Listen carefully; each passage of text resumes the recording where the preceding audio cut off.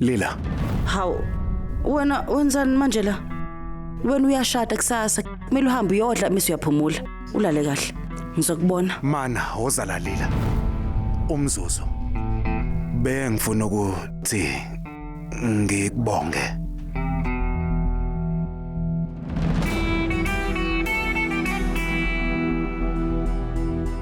Yazi bengifuna ukukubonga nje. Ungaqhubeka. Qhubeka. Ngiyabonga. Kodwa indaba ungibonga. Ngesikhathi sokuhlanganisa uShweta ulahle indandatho kaAntara. Wena uyigcine iphephile. Wonke umuntu ucabanga ukuthi indandatho nje ejwayelekile.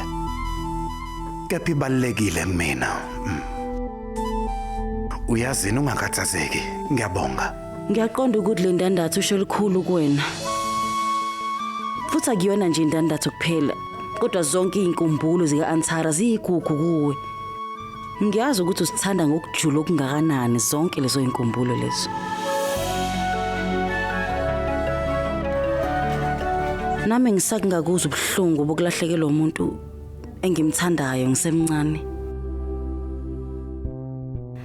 Uma wami washona ngisemncane. Angikwazanga nokumbona. Anginayo nje inkumbulo yakhe yangempela. Engisakungakubona nje kuphela izithombe zakhe, kodwa ngimkhumbula nsuku zonke. Uhlale khona nami. Ubukhona bakhe ngibuzwa sonke isikhathi. Isimningi ngabona iminyaka osuyihlalile unoAntara. Ngakho ngiyaqonda ukuthi kungani usazizwa uqhumene kangaka naye. Inkumbulo ezingaphezulu kwanoma yiliphi inani esingalibeka kuzo. Futhi noma kunjalo ke ubani nje omunye ongaqonda ukubaleka kwale ndandatho okudlula mina.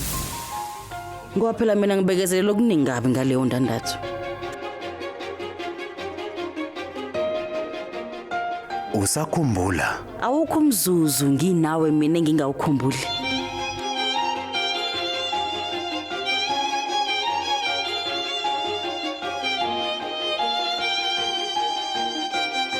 Uyazini uyiphathe kahle. AJ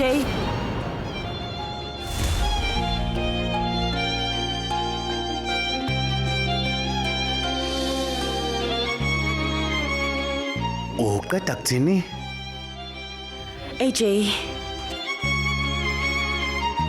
Kodwa ubuvamise ukungibiza ngamagama angajwayelekile. ngoba ngangikubona umuntu odelelayo futhi ngangakwazi kahle. Manje ngizizwa ngathi kuyona yonke into ebesiyibanga. Manje sesiqala ukuthi siqondane. Futhi lokuxhumana okuphakathi kwethu akukona okuvamisile. Futhi sesithola ukufundana kahle. Ngisho nokushintsha kwemizwa yethu. AJ ngiyazi asinabo ubudlelwano obusemthethweni. Asibona ngisho abangani. Kodwa ngandlela thile ngathi umndeni.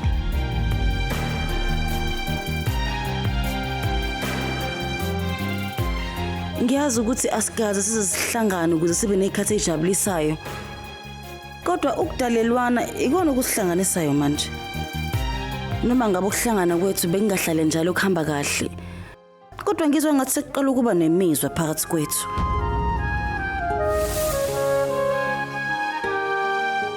Futhi ngenxa yayo lemizwa kusukela manje sengikubiza ngo-AJ.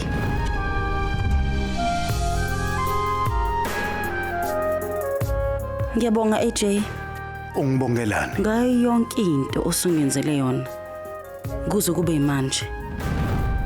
Ngesikhathi sibungaza ihena imini engabaleka. Kodwa wena utshelanga umuntu. Phela kube wena walikhuluma iqiniso ngalento eyenzeka ngaleliya langa, umndeni wami uzohlazeka kabi. Mina ngaphula isithembiso sami ngawumisa umshado wethu. Kodwa wena wasicabangela isithunzi somndeni wami. Angiyibaleke ingxenye yokuthi wangithethisa kodwa angikhohlwa lokho. Kodwa ngiyazi ukuthi waqinisekisa ukuthi umndeni wami awuhlambalazeki ngephutha lami. Ngaleso senzo sakho ke ngiyabonga AJ. Ngikufisela okuhle ngekusasa lakho. Uyinakekele.